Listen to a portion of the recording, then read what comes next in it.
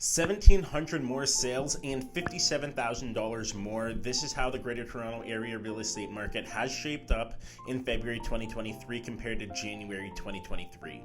According to SixBuzz, though, which is a Toronto Instagram page, they do sometimes post funny things on their feed. I will give them that, but they just went on record saying that prices in the Toronto or the GTA real estate market are down a whopping $240,000 in the span of a week, and that nobody is buying Toronto homes. So if you're a real estate agent out there, you should probably just pack up shop right now and call it quits.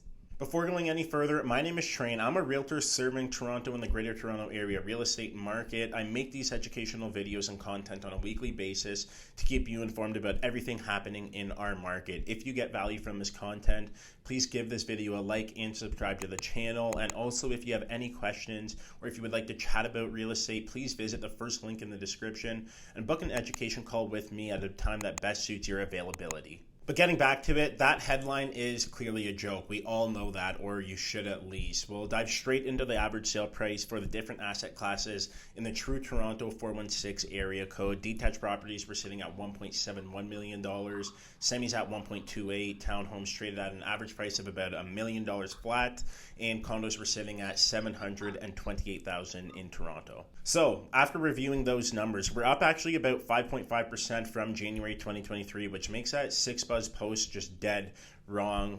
Prices have not dropped $240,000 in the span of a week. That news headline was very, very misleading. It took an entire year for that price drop to happen. It wasn't just 1 week. And to make matters even more transparent, the average price of real estate hasn't really changed that much in the last 8 months. In February, we've actually seen activity pick up quite a bit on behalf of buyers currently in the marketplace looking for homes, right? And this is not just me saying this. For one, I have noticed multiple offers and offer dates being back on many properties over the last 4 weeks or so. But there was also a new news report that indicated that mortgage quotes have spiked about 50%, I think just a little bit more, in the last month and a half, so over the last 6 weeks, which was really interesting to see. But I also want to add that there are deals to be had out there right now, and it really depends on which asset class you're looking into. Condos, for example, in Toronto, they're moving, but they're not moving as quickly as detached properties are right now, where there's just way less inventory as well, which is going to lead me to my next point. Now we're going to take a look at the inventory rate, and the inventory rate basically means how long would it take for homes in a particular area to sell if no new product at all was added to the market. Detached homes currently have an inventory rate of 1.9 months, just a little bit above that, and condos are sitting at 2.77 months of inventory in Toronto. There was a total of 2,600 active listings in the city right now, so if you're coming to the market as a condo owner, you really have to stand out and present well if you want to sell ahead of your peers.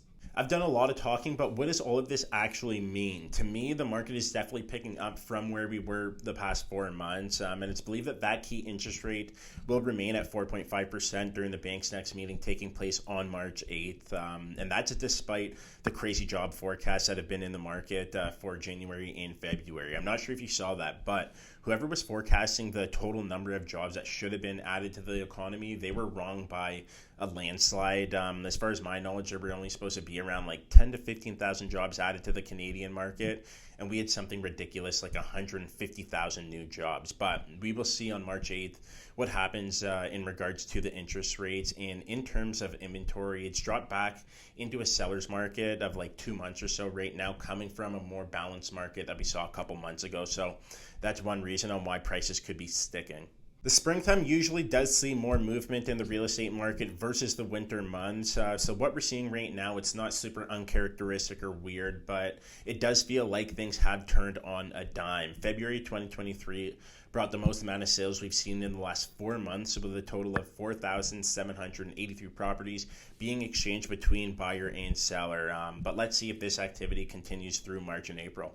That's a wrap. As always, thank you so much for watching today's video, especially if you made it to the very end here. I know that we were pretty heavy on the numbers today, so next video will be different. I can guarantee you that. Stay tuned, and until next time, remember to trust the process and fall in love with your journey.